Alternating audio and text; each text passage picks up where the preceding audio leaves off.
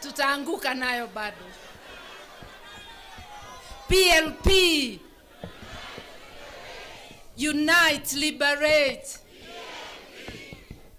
Tuko hapa to unite and liberate. I will start by introducing my international guests. I've been called because the MC may not know them as well as I do. And we have in the house Dorothy Semu, KC. KC ni kiongozi wa chama cha ACT Wazalendo kutoka Tanzania. Dorothy, come to the podium. As she comes to the podium, this is the Purple Party of Tanzania. Wakanialika mwaka jana niwe mgeni wa heshima during their National Delegates Conference. Tukaona hapo party bendera za Purple zimepeperuka, tukapendezwa. Tukajua mambo yao ya term limit ya kiongozi na viongozi wa chama. Tukaiga mfano wao sababu there is no need of making a new wheel. You actually replicate what is good and you copy from each other. So this is a sister party from Tanzania. Wale wanajua ACT Wazalendo, Dorothy alichukua ushukani March of last year from Zito Kabwe, then KC. Sasa Dorothy ndio kiongozi wa chama. Hawa ni wapendwa wetu, tunasimama kwa msingi wa kutetea haki, sio kwa nchi zetu peke yetu, lakini kwa Afrika Mashariki na jumuiya ya Afrika yote.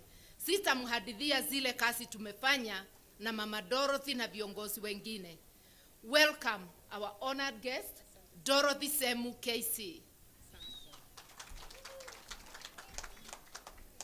Asante sana, Honorable Martha Karua, Party Leader for People's Liberation Party, Honorable Party Leaders present here, waheshimiwa wote mlioko hapa, all protocols observed, wanachama wa PLP, comrades and friends.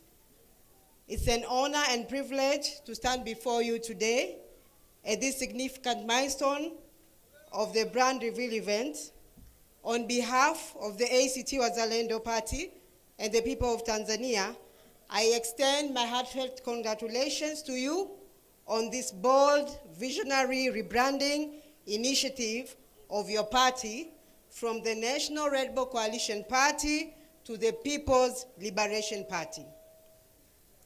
Your transformation is not just a change of identity, it's a reaffirmation of your commitment to unity and liberation, values that are deeply with us Pan-African progressives in the time where democracy is under threat and authoritarian tendencies are on the rise across the region. Your decision to strengthen your vision and adapt the demands of the people is both timely and commendable. Solidarity is our strongest weapon. As progressive forces across Africa, we must remain steadfast in our pursuit of inclusive governance, social justice, and economic liberation. The fight for a democratic, just, and prosperous Africa is that one required unity beyond borders. The challenges we face, be it political repression, economic inequality, or shrinking of civic spaces, demand that we work together, learn from one another, and support each other in shaping a better future for our people and the generation. ACT Wazalendo, in its foreign policy, believes in the power of regional collaboration. Your journey here in Kenya reflects our shared aspiration for a free and democratic Africa, one where political parties are truly people-driven, progressive, and transformative. That is why I stand here before you today not just as a guest, but as a comrade in this great struggle. As you unveil this new identity, let it serve as a beacon of hope and determination for the Kenyan people and the wider region. Let it signal a renewed commitment to the ideals that unite us, the ideals of democracy, justice, and freedom.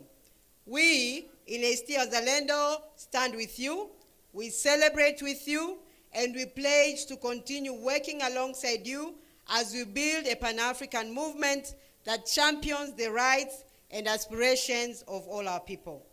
Congratulations once again on this historic moment. May this be the beginning of a stronger, more impactful journey. PLP, unite, liberate. Viva solidarity, viva democracy. Asanteni sana.